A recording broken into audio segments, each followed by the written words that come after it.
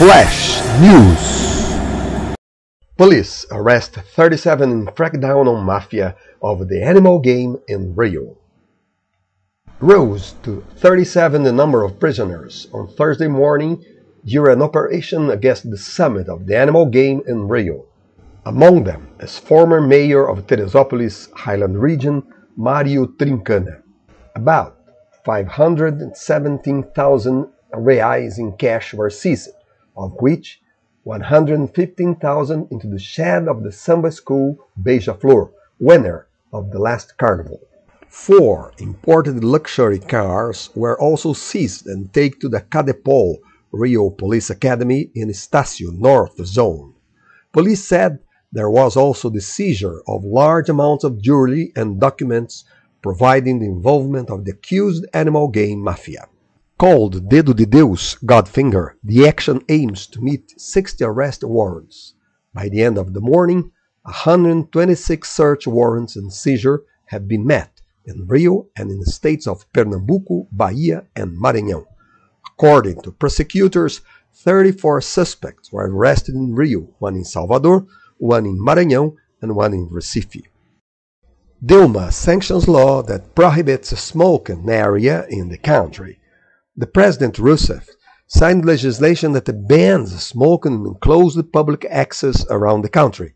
The law was published on Thursday in the Federal Official Gazette and it will take effect from today. Last month, the Senate approved the temporary measure that dealt with this issue. Now it is still necessary to regulate the law to determine the amount of fines to be applied in areas that violate the new rule. Founder of Secos e Molhados, the Dry and Wet, releases new studio album on the web. Founding member of Secos e Molhados band in late 1971, the Portuguese João Ricardo made available on its website the virtual album Chato Boy, Boring Boy, what would be the 8th of the band. The work brings no hint of Ney Matogrosso nor Gerson Conrad, 2 other members of the band's classic lineup. The tracks basically follow the same format, João reading his texts on instrumental pieces written and performed by Daniel Iersbeck, guitarist of the band Exótica from São Paulo. The golden age of Secos and Molhados was short-lived.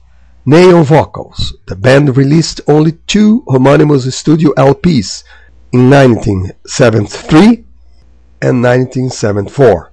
The overwhelming and instant success would also generate internal conflicts that have caused the dissolution in August 1974.